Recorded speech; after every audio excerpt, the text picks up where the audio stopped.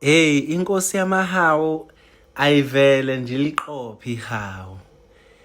Namhlanje ekseni kufike indaba enkulu kuyo. Yayisithi akhanali hawu ulibhala ukuthi ubonge. Bafethu. Hayi zizweleni cha kodwa hayi naze nayenza indaba enkulu emhlabeni. Yebo malungu. Mtata Thwethu. Njani malungu? uJehova muhle hamba kanjani mfethu? Hayi kuyaphileka. Hayi kuhle. Imake malungu. Ya mtata Thwethu. Leli hawu le njengoba lingafundeki nje umbhalo wakhona. Hayi into yasezulwini le, imfihlakalo. Oh. Uyafuna ngutshezi iyafundeka lento. Ya.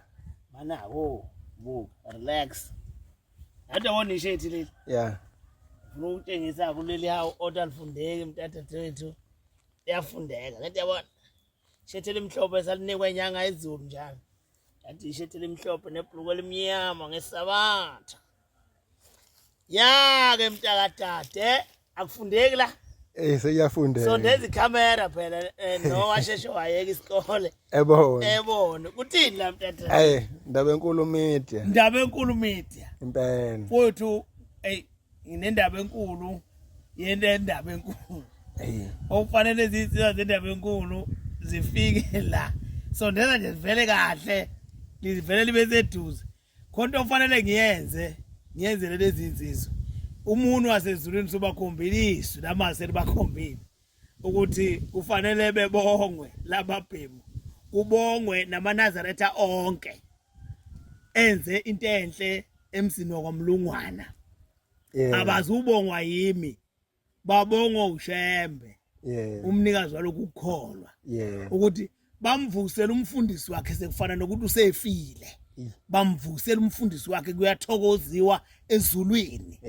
Ngakho kufanele bebongwe lababhembe endaba enkulu namanazareta onke umhlaba wonke abafaka isandla emsini wakwamlungwana bakha umuso wakwamlungwana sekufana nokuthi umuso wakwamlungwana usuphelile.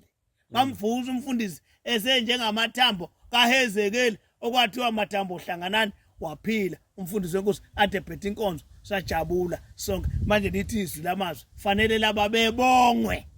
Ngifuna ke bona bazokhipha usuku ukuthi bofika nini bezomukela nasi isiphiwo sabo ngibabonge ukuthi cha nisebenzile bonke namanazareta onke afake isandla kule yanto enkulu kangaka emsini wakwamlungwana. Abantu abakholwa emhlabeni ngaze bephele. Abantu into abayenzile benza ukukholwa akusikho esontweni akusikho futhi ukusho ngomlomo. Ukukholwa ukwenza kahle. Ayi angakhuluma kakhulu ngokukhuluma ngalelanga ibona umfuna besho ukuthi bofika nini la ekhaya betshela umhlaba ukuthi ngelanga elithize siya kwafakazi kanje uma kwenza kumfundisi noma mfundisi bemthola bofika nabo ngibanikeza izinto ezinhle ngibonga ngoba into enhle mayivelile iyabonga uJehova uyathokoza ngento enhle emazulwini. So kufanele nathi thina bomhlaba senjani siyibonga. Ngiyayibona lento mntatha Thwethu. Malungu. uJehova muhle Nkosi nibusise. Amen. Ayishem.